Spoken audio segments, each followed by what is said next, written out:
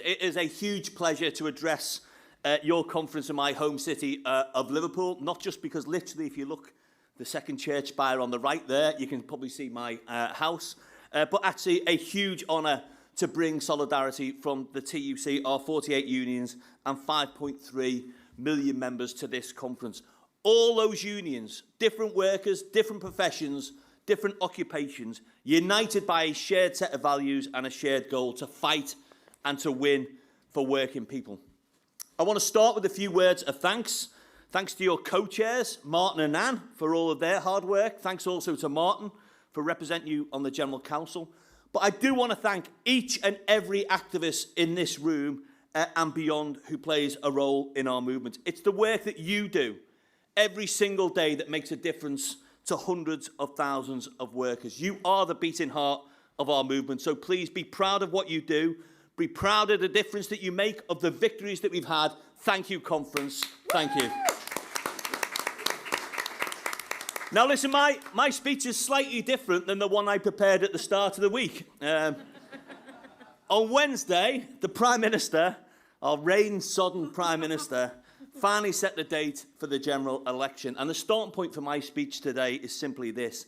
It is time now to vote out one of the most incompetent, right-wing, anti-union, nasty, morally bankrupt governments this country has ever seen.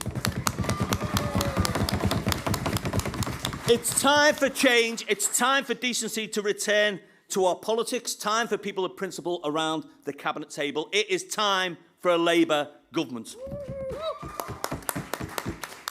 And that government, that change of government is desperately needed because this is a country where absolutely nothing works after 14 years of the Tories. Our public services starved of funding. Our NHS on its knees, social care in crisis, sewage on our beaches and on our rivers, rail run not for the benefit of passengers but for shareholders, and wages still lower now in real terms than they were in 2008. This is a country of private affluence and public squalor, a country of haves and have-nots, and the Tories have put their miserable stamp on every community up and down this country. Now, we shouldn't take anything for granted. Labour may well be ahead in the polls, but it does need a 97-style swing, an historic swing, just to win a majority of one. But the prize is very real. A new publicly owned energy company run in our interests. Our railways back where they belong in public ownership. The largest wave of public sector insourcing in decades. And above all, a Labour government that will deliver a new deal for working people. The biggest expansion of workers' rights and, crucially, trade union rights in a generation. Banning zero-hours contracts, banning fire and rehire, day one employment rights, giving unions rights to access the workplace, new fair pay agreements, raising standards across whole sectors of the economy, repealing the anti-union legislation, including the minimum services level legislation. And all of that on top of a whole range of practical actions that will make a tangible difference to disabled workers up and down this country. Mandatory disability pay cap reporting, promoting reasonable adjustments, extending sick pay, strengthening flexible working, delivering new rights for equality reps. I'll just say this about the New Deal. Regardless of what you've read in the press, regardless of what the employers' organisations say, regardless of what the likes of Peter Mandelson say, our unions expect Keir Starmer to deliver that New Deal for workers in full in the first 100 days of a Labour government, and I'm going to make sure it happens. Alongside that, we want a broader package of change, an economy that rewards work, not just wealth, where we use smart industrial strategy to deliver good green jobs and rise to the challenge of artificial intelligence, where we do invest in our schools, our hospitals, local councils, and the services on which we all depend, and where we have fair taxes, where the wealthy pay their share. Now, I'm really pleased, just recently, Rachel Reeves committed to invest more in HMRC, to close the tax gap, to clamp down on the tax cheat. It's something that the TUC and our civil service unions have been asking for years. It is time under a new Labour government to invest in HMRC, time for fair taxes, and time for the wealthy to pay their fair share. So we've got 6 weeks now, 6 weeks to organise, to get the vote out, to fight for jobs, wages, rights and services.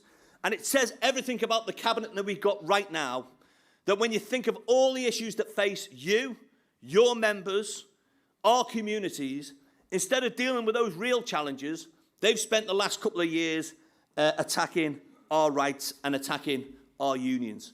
Reintroducing tribunal fees that the Supreme Court ruled were unlawful when we challenged them.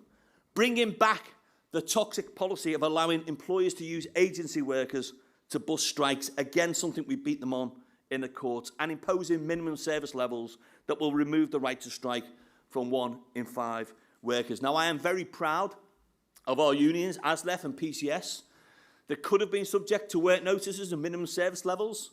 The fact that their members stood firm meant that the employers weren't stupid enough to try and issue work notices. But let me be very clear, in the time left for this government, to Tory politicians and indeed employers across Britain, if any employer is stupid enough or reckless enough to issue a work notice, the whole of the TUC and our unions will be ready. We'll stand by the side of any worker, any union in the firing line. We will defend the right to strike, and we'll defend every single worker who exercises that right to strike. I think we can guarantee this thing about the election campaign that we're going to go through in the next 6 weeks. As we get closer to polling day, the Tories are going to go more and more into the gutter, attacking trade unions, targeting trans people, demonising migrants, using culture wars to divide workers. I think we'll see that never more so in their disgusting attempts to target disabled people as benefit cheats. I think we have to be very clear, in the face of that division, we stand alongside all workers, and we stand for decency, for unity and solidarity for all working people. Let's send that message out during an election campaign.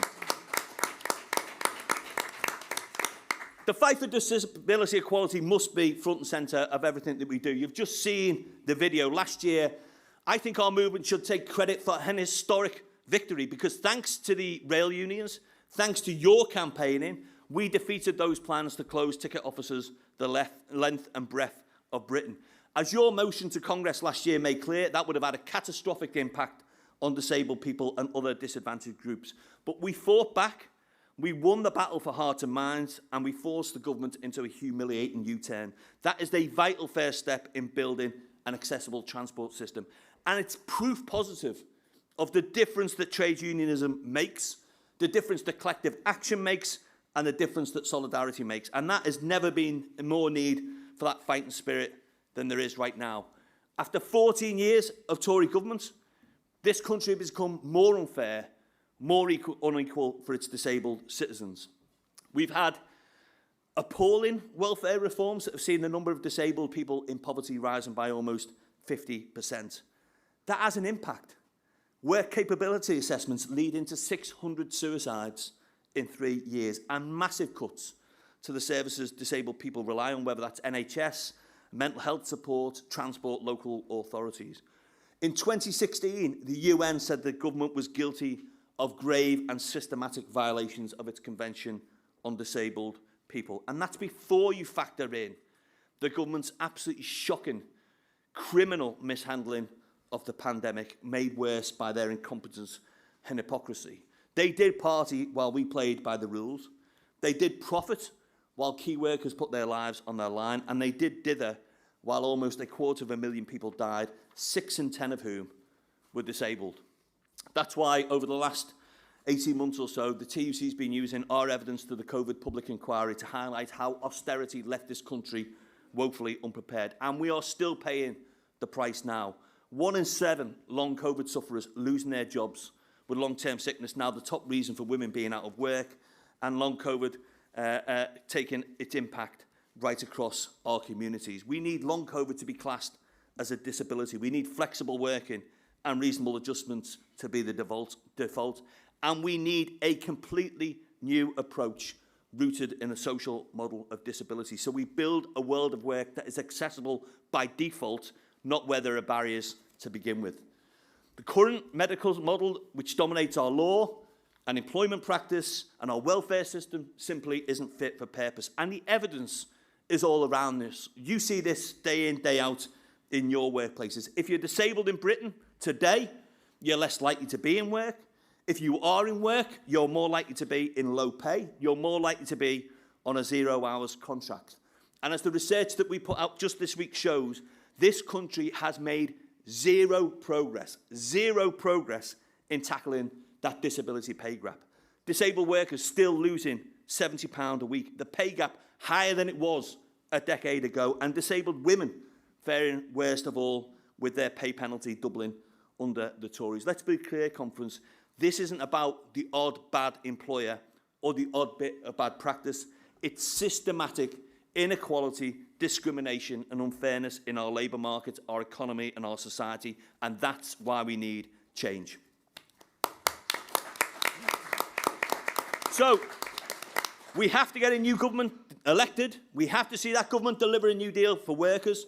But I'm also very clear, whatever happens at the election, whatever the result, we all, me, you, everybody in this movement, have a collective responsibility to build a stronger, more inclusive, diverse trade union movement. A movement that's growing, that is thriving, and a movement that can win for workers. And here's the challenge, because last year was a massive year for our unions. Hundreds of thousands of workers took action, not only took action, but won in the public and the private sector. I stood on more picket lines last year than in the previous 20 years combined. Not because I wasn't doing anything for the previous 20 years combined, but because we had thousands of workers taking strike action for the very first time. And we had the media headlines and the attention and all of those victories. But at the end of all of that, our collective membership went down by 200,000 members last year. And that's just not sustainable. So we have to build a bigger movement, a more diverse, more inclusive movement, so we look and sound and feel like the people that we represent and aspire to represent, and so we can live your conference slogan of nothing about us without us. So I'm very clear, we need to fight for our disabled workers. That fight can't be left to disabled workers alone. It's the responsibility of the whole movement. But it also means taking forward, for example, the work of our anti-racism task force and fighting racism. It means fighting for equality for LGBT plus members. And it does mean tackling the scourge of sexual harassment that afflicts a shocking 7 in 10 disabled women. Earlier this week, me and the General Secretaries of the Civil Service Unions wrote to the UK government calling for an urgent inquiry into sexual harassment in the MOD. And let's not kid ourselves, it's not just an issue in the MOD. Sexual harassment happens in public and private sector workplaces right across this country. I think we collectively should be clear as a movement. There is no room for sexual harassment in any workplace, and there's no room for sexual harassment in our own movement either. And here's a message to the brothers in the room as well as the sisters. It's our responsibility as well to make sure this movement is a zero-tolerance environment for sexual harassment. Let's live our values of solidarity, equality and dignity. They aren't an optional extra. They are at the heart of everything that we do. 2 final thoughts from me, if I can, Colleen. We need, obviously, a stronger union movement in this country, a stronger union movement right across all the nations and regions of Britain. But we also have to remember we're part of a global trade union movement and a global trade union family as well. And we live in a world which is becoming increasingly dangerous and volatile for the millions of people organised in our sister unions. Last week, I was in Ukraine, meeting our sister unions, saw firsthand the impact of war on workers and their communities, surgeons working through air raid alerts, power station workers under rocket attack, transport workers who keep the trains running despite the daily threats, war in Ukraine, but not just in Ukraine, in Sudan, in Yemen, elsewhere as well. And of course, we've got the humanitarian crisis unfolding daily in Gaza. And by any measure, what we are seeing there is appalling. Indiscriminate bombing, children starving, civilians being targeted. In April, the headquarters of our sister trade union centre, the PGFTU, was bombed by the IDF. Now, that is a trade union headquarters, but it's also a bakery and a nursery for 380 children. So I think today from this conference, let's reiterate the calls of the global trade union movement. A return of all hostages, an immediate ceasefire, respect for international law, and a recognition that the only route to peace lies in a two-state solution, of course for a safe and secure Israel, but also for a safe, secure, free, recognised Palestine.